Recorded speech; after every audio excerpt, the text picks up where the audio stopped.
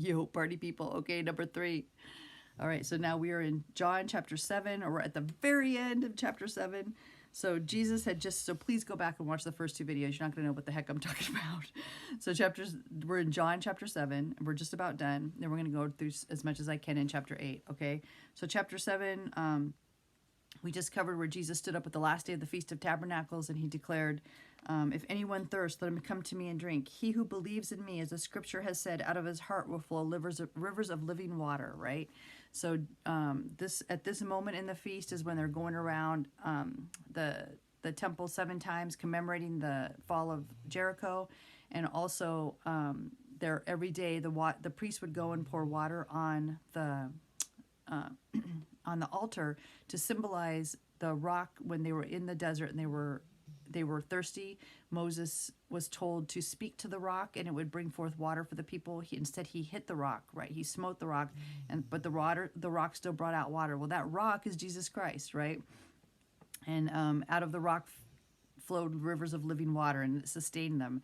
And so this is what they were symbolizing at that moment in the feast. And Jesus stood up and basically is saying, I am the rock. You know, if anyone thirsts, let him come to me and drink.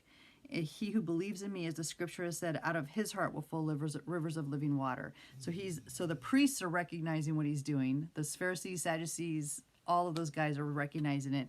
And the common people are just blown away. And then it says, therefore many of the crowd, when they heard this saying, said, truly, this is the prophet. Others said, this is the Christ. So remember I told you in the past that some of the people believed that the prophet was going to be a separate person than the Messiah. So that's what they're, talking about here. But some said, will the Christ come out of Galilee? Has not the scripture said that the Christ comes from the seed of David and from the town of Bethlehem where David was? So there was a division among the people because of him. Now some of them wanted to take him, but no one laid hands on him.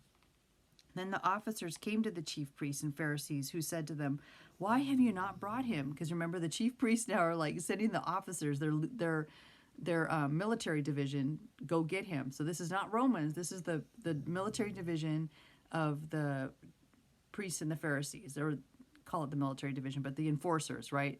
The enforcers. Kind of like, remember when Saul became Paul, and but before that he was going around and looking for Christians and taking them back to be tried and killed. This is that type of person, right? So they were after Jesus because they were commissioned to do that by their religious leaders. And the religious leaders are like, why have you not brought him? Because they come back to him and they say, no man has ever spoken like this man. Then the Pharisees answer them. So the Pharisees are speaking to the people they sent to arrest him. Are you also deceived? Have any of the rulers or the Pharisees believed in him? But this crowd that does not know the law is accursed. So they're pissed at the guys that they sent to get Jesus. And they're like, oh my God, now he's got them under his spell. Even the enforcers are not enforcing. So then it says, Nicodemus, who came to Jesus by night, being one of them, said to them, does the law judge a man before it hears him and knows what he is doing? They answered and said to him, are you also from Galilee? Search and look, for no prophet has arisen out of Galilee. So that's the end of 7, but there's some interesting things there. So Nicodemus is trying to be the voice of reason. So, right, he's recognizing there's something very unique going on here. There's something different about Jesus, which is why he went to him, so he could ask him some questions. And so he's trying to hold his fellow leaders he's trying to hold them accountable, make sure that they're following the law. And they are so upset and so absolutely out of their mind about Jesus that they're not even remembering that there were prophets that came from Galilee. And so the study Bible goes through multiple ones. I think Hosea is one, Elijah might be one. There's others that if they're not from Galilee in the Old Testament, then they are certainly from around that region. And and then they're being sarcastic and just atrocious to Nicodemus. Are you also from Galilee? So they're like, being sarcastic to him as well. And he was one of the higher level and very well respected. So this shows their absolute frothing at the mouth frustration in trying to control Jesus and get him away from the public, right? And then it says everyone went to his house, but Jesus went to the Mount of Olives. So now we're in chapter 8. But now early in the morning, Jesus came again into the temple, and all the people came to him, and he sat down and taught them. So again, that's a position of authority. The Pharisees and the scribes and the teachers would sit down in the temple to teach. Jesus was not officially trained. He was not rabbinically trained, but he was functioning in that capacity. Then the scribes and Pharisees brought to him a woman caught in adultery, and when they had set her in the midst, they said to him, "Teacher, this woman was caught in adultery in the very act. Now Moses in the law commanded us that such should be stoned. But what do you say?" This they said, testing him, that they might have something of which to accuse him. But Jesus stooped down and wrote on the ground with his finger as though he did not hear. So there's some awesome stuff going on here. So just real quick, caught in the act. All right. So first of all, they're saying that they caught this woman in the act, so there can be no dispute as to whether or not this was happening, right? First of all, they did not bring the husband, or the man, right? They only brought the woman, because the man was also supposed to be judged. But there was a certain way that it was supposed to be done and a way that it was being done. So they completely disrespected the woman, completely disrespected the law, completely disrespected Jesus and all the people that were around by interrupting him, bringing her, throwing her onto the ground in front of him. It was a complete disgusting display of their, again, frothing at the mouth.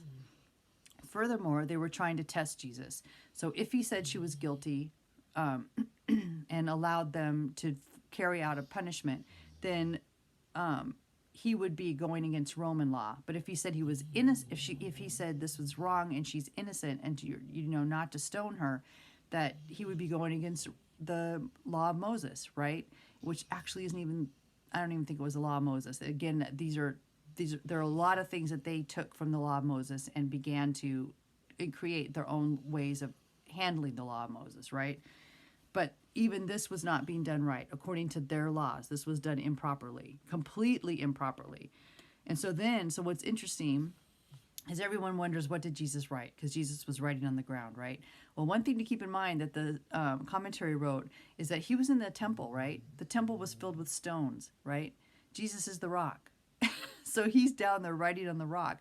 Well, what does that symbolize? That symbolizes the Ten Commandments, right? So people thought that, everyone has always conjectured what he was writing. Well, he was writing on a stone.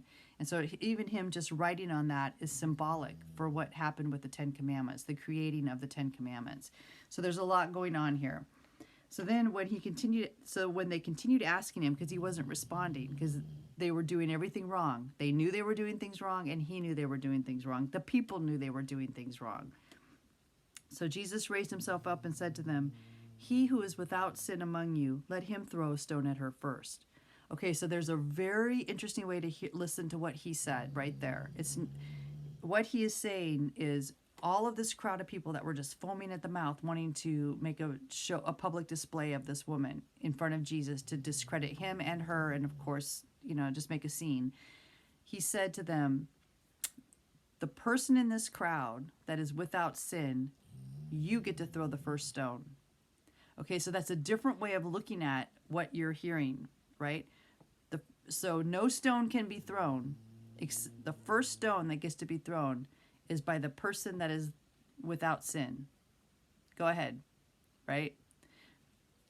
When I read that, I thought, wow, that's a different way of looking at it. It's a different way of hearing what Jesus said, right?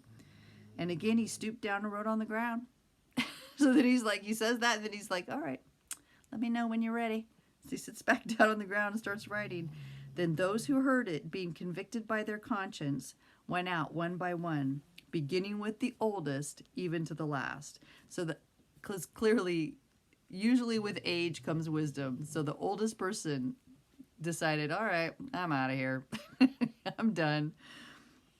And Jesus was left alone, and the woman standing in the midst. And when Jesus had raised himself up and saw no one but the woman, he said to her, "Woman, where are those accusers of yours? Has no one condemned you?" Okay, so what do I always say about questions? Okay, whenever you see God asking a question, pay attention, because there's reasons, God doesn't need to ask questions, right? There's a reason he's asking a question, is to make a huge point. He knows all the answers. "Woman, where are those accusers of yours? Has no one condemned you?" She said, "No one, Lord." And Jesus said to her, "Neither do I condemn you. Go and sin no more." Then Jesus spoke to them again. So now he's speaking to the crowd. "I got to go. I am the light of the world. He who follows me shall not walk in darkness, but have the light of life. Okay, so we're going to go to the next video. Hold tight. Chapter number 4 is coming. Peace.